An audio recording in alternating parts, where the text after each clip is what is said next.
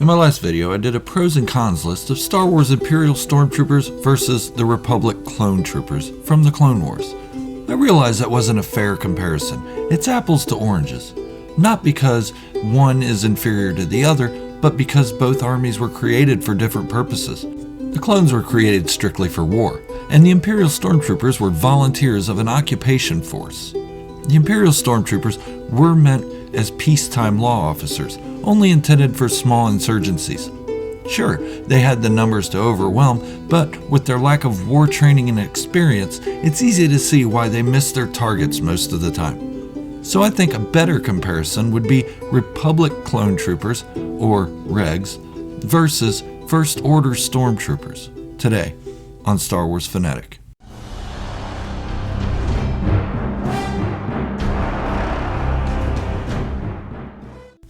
If this is your first time visiting my channel, go on and hit the subscribe button and turn on notifications to stay up to date on all my Star Wars content. The Imperial Stormtrooper's armor design was improved upon with the First Order Stormtrooper armor. I'm not talking about specialty classes or any kind of special forces. I'm only talking about the regulars of both armies. The foot soldiers, the grunts. So, rangefinders, advanced imaging, attached binocs, none of that matters for this comparison. Only plain armor, and no Sith troopers. Sorry. Okay, back to what I was saying. The armor was improved upon between the Empire days and the eventual rise of the First Order. There was one thing that took a step backwards though. The First Order Stormtrooper helmet couldn't filter toxins, where the Imperial Stormtrooper helmet could. But I'm not here to compare the two types of Stormtroopers. Let's look at the first category, cost. In no way is this even a fair comparison for the clones. They have cost a lot. In my last video, I said it would cost between 2 to 4 times as much to maintain a clone army. That cost is just the replacements for the aging clones due to their growth enhancement. That doesn't include the initial startup, the overhead to maintain current troops, or the price of the Kaminoan cloners' services. The 2 to 400% range is just the price of bringing in shinies when the others become too old. When you factor the other stuff in, you're looking at probably 10 to 15 times the cost of a clone versus a volunteer or conscript.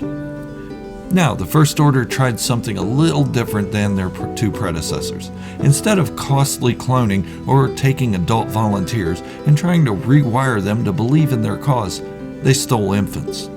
From around the galaxy, infants were stolen and put into immediate indoctrination. The only thing I can compare that to in our own semi-modern history is the Lebensborn program in Germany during World War II.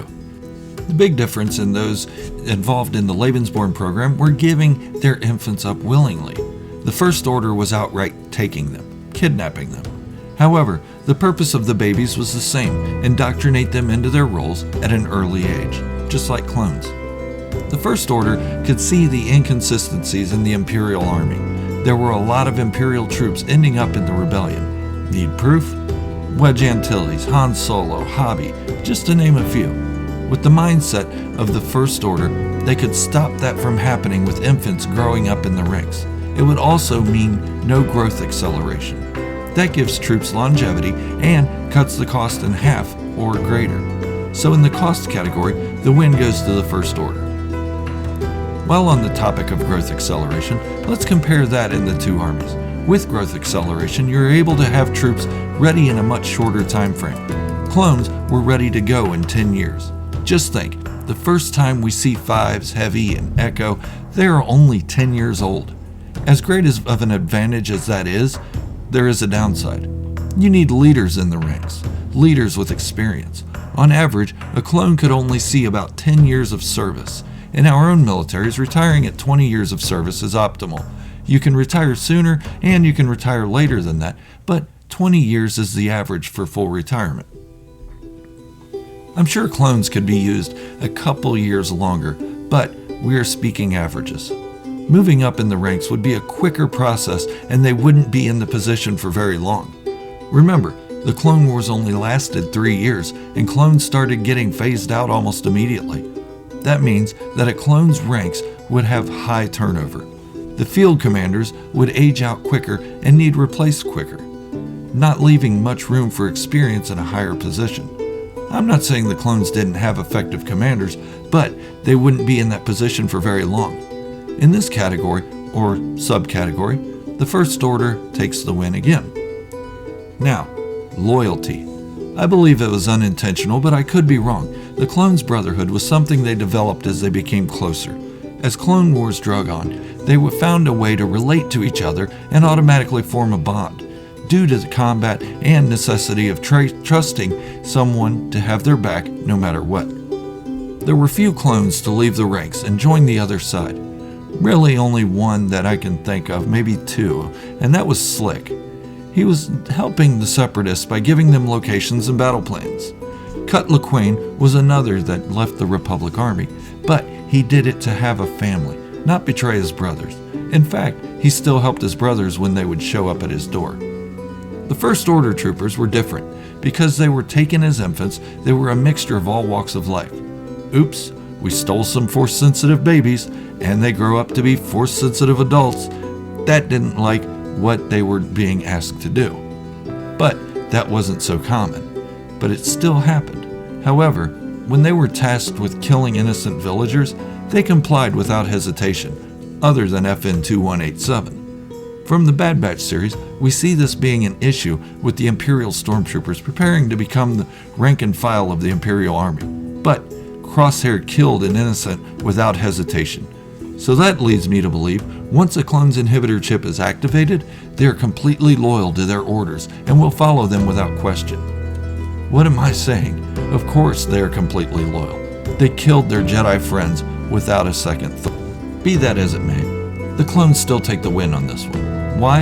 Half of their force that followed Finn on the ground invasion of Exegol were former First Order stormtroopers that had defected. We only know of one clone that defected during the Clone Wars, Slick, and two who questioned their engineering, Cut Lawquane and Fives.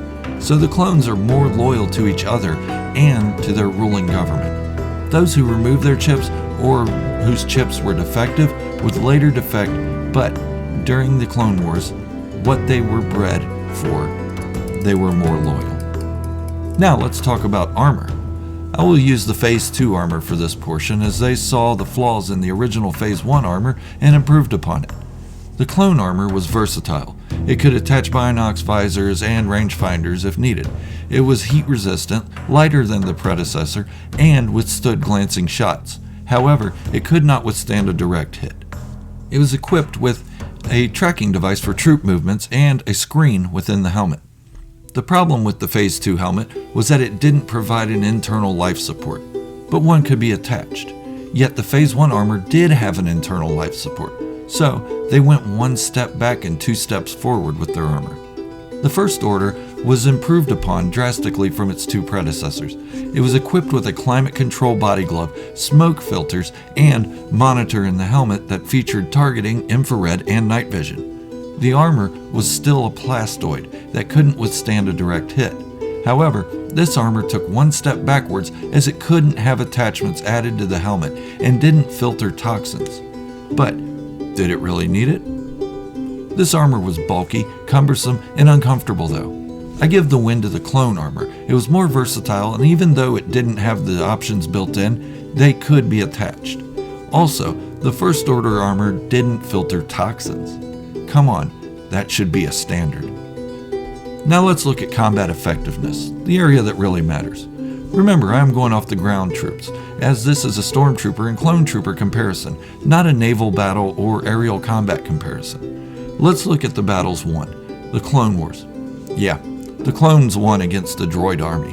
A droid army that could change its strategies and tactics mid-battle. A droid army that didn't care to die, nor did it have a conscience for its opponents to kill them. Did the clones win every battle? No. But with the help of Order 66 and the turn of Anakin Skywalker to the dark side, the clones came out as the victors. I know there's much debate about this, as the tactical droid from Rebels said his data showed the clones should have lost the war, but they didn't. What about the First Order? Without a planet-sized laser, did they win a ground battle against anyone other than unarmed villagers? I can't think of any. Even if you look at the canon series Resistance, they couldn't take a small station in the middle of an ocean without teens mucking it up for them. I know I sound critical of the First Order stormtroopers, but I actually like their concept. Just, it didn't work in practicality. I just think they could have looked back to see why the clones were so effective in their battles and implement them into their own tactics. They relied too heavily on planet killers and dreadnoughts, and not enough on the meat and potatoes of their army, the grunts. For the combat effectiveness, it goes to the Grand Army of the Republic, clone troopers. So from a war perspective, which is what both armies were created for, the clones went out. They didn't have all the advancements in armor that the First Order troops had, but they made it work, and they won their battles. Their armor was much more flexible and versatile, leaving for greater range of motion and maneuvering. As for personality characteristics throughout the wars, I left that out of this ranking because we haven't seen as much from the inside about First Order stormtroopers. We had 7 seasons of the Clone Wars, 2 movies, and now 3 episodes of The Bad Batch that show us their personalities. We have a lot more to go off of for the clones, but that's just my analysis. Let me know in the comments below what you think. Do you have a different opinion? I'd love to hear from you. If you're new to the channel or just haven't done so yet, go on and hit the subscribe button and turn on notifications to stay up to date on all of my Star Wars, Bad Batch, and anything Mandalorian related content, discussions, and theories. Also, hit the thumbs up to show your support for what I do here. Thank you for watching, and remember, this is the way, the only way.